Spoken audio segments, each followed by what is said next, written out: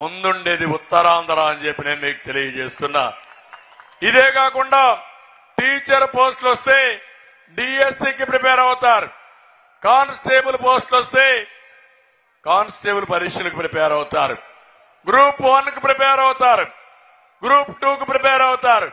ఈ విధంగా ఎప్పటికప్పుడు మీరు పెద్ద ఎత్తున ట్రైనింగ్ తీసుకొని ముందుకు పోతున్నారు.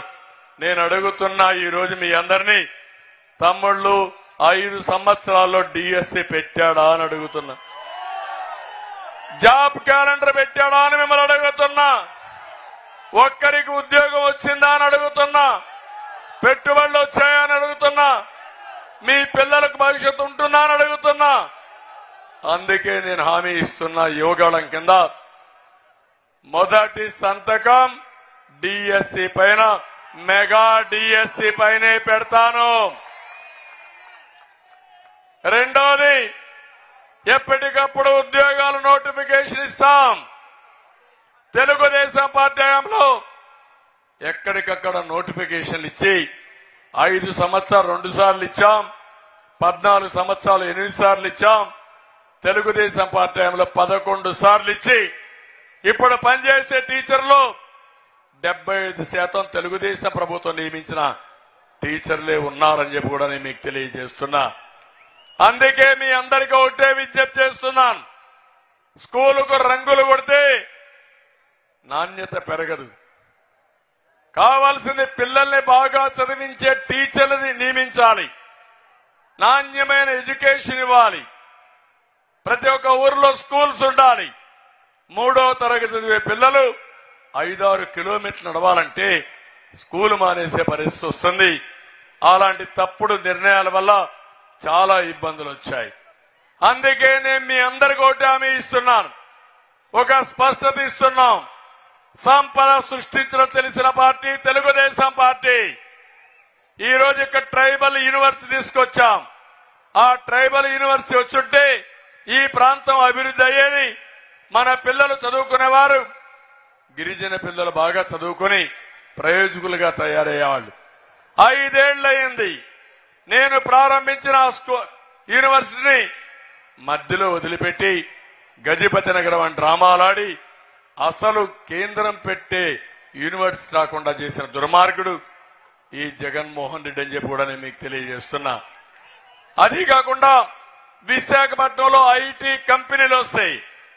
నేను ఆ రోజు ఒకటి ఆలోచించాను, ఏదైతే అదాని డేటా సెంటర్ వస్తే ఆర్టిఫిషియల్ ఇంటెలిజెన్స్ వరకు పోయి ఉంటే ఈరోజు కొన్ని లక్షల మంది పిల్లలకు మన వాళ్ళకు ఉద్యోగాలు వచ్చేటివి.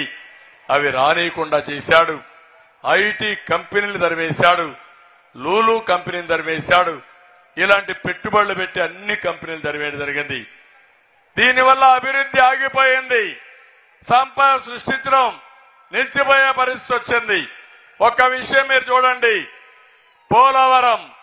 పోలవరం ద్వారా ఉత్తరాంధ్ర సుజల స్రవంతికి నేను శ్రీకారం చుట్టాం. ఆ ఉత్తరాంధ్ర సుజల స్రవంతి వచ్చుంటే, నీళ్లు వచ్చుంటే, ఈ ఎస్కోట్లో శృంగవరపు కోట్లో ప్రతి ఎకరాకు నీళ్లు ఇచ్చుంటే బంగారు పండించే రైతాంగం ఉన్నారు, మంచి పంటలు పండించేవాళ్లు, ఆదాయం ఆటోమేటిక్ గా పెరిగేది, సంపద వచ్చేది. ఇవి జరగలేదని చెప్పి నేను మీకు తెలియజేస్తున్నా. అందుకే నేను మీ అందరికీ హామీ ఇచ్చేది, సంపద సృష్టిస్తాం, ఆదాయాన్ని పెంచుతాం, పెంచిన ఆదాయాన్ని పేదవాళ్లకు పంచే కార్యక్రమానికి శ్రీకారం చుడతానని మీ అందరికీ తెలియజేస్తున్నా. జగన్మోహన్ రెడ్డి చేసేది, ఇచ్చేది 10 రూపాయలు, దోచుకునేది 100 రూపాయలు, వ్యక్తిగతంగా దొబ్బేసేది 1000 రూపాయలు. ఈ విషయం మీరు గుర్తుపెట్టుకోవాలి. అంటే 10 రూపాయలు ఇస్తాడు, 100 సార్లు చెప్తాడు. అదే సమయంలో పెట్రోల్ మీద, మద్యం మీద, నిత్యావసర ధరల మీద, ఆర్టీసీ రేట్ల మీద, కరెంటు ఛార్జీల మీద 100 రూపాయలు దోచేస్తాడు. ఇంకో పక్క గనుల్ని, ఇంకో పక్క ఎక్కడ చూసినా కుంభకోణాలు, మొత్తం ఆస్తులన్నీ హస్తగతం చేసుకుంటున్నాడు. ఈ దేశంలో, ఈ రాష్ట్రంలో ఒక్కడి దగ్గరనే డబ్బులుండాలి. ఒక మాట మాట్లాడుతున్నాడు జగన్మోహన్ రెడ్డి, క్లాస్ వార్ అని మాట్లాడతాడు. అది క్లాస్ వార్ కాదు, క్యాష్ వార్. డబ్బులంతా ఆయన దగ్గరనే ఉన్నాయి. ఆ డబ్బులు వస్తే మా పేదవాళ్ళందరూ లక్షాధికారులు అయిపోతారు తల్లి. అదే నా బాధ. ఈరోజు మీరు చూడండి, 1,00,000 కోట్ల రూపాయలు ఉన్నాయి. ఆ 1,00,000 కోట్లు తీసుకొస్తే 1,00,000 మంది లక్షాధికారులు చేసి తల్లి. అది నా ఆవేదన.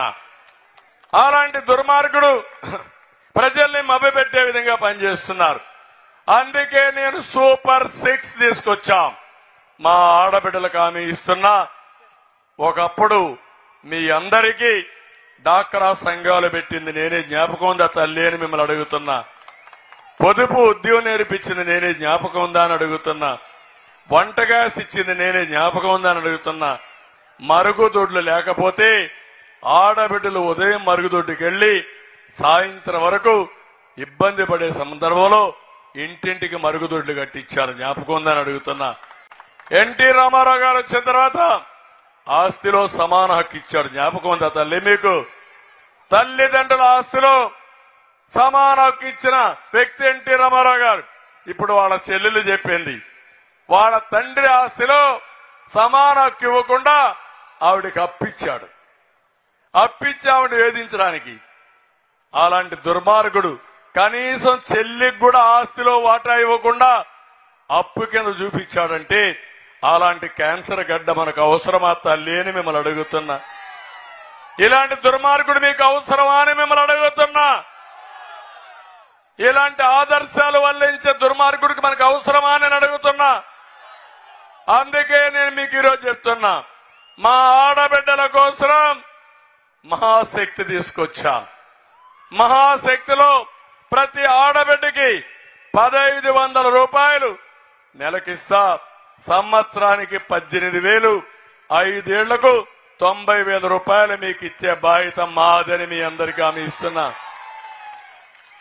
ఇంకో పక్కన తల్లికి వందనం కింద ఎంతమంది పిల్లలుంటే అంతమంది పిల్లలకి 15,000 రూపాయలు చొప్పున ఆర్థిక సహాయం చేసే బాధ్యత మాది.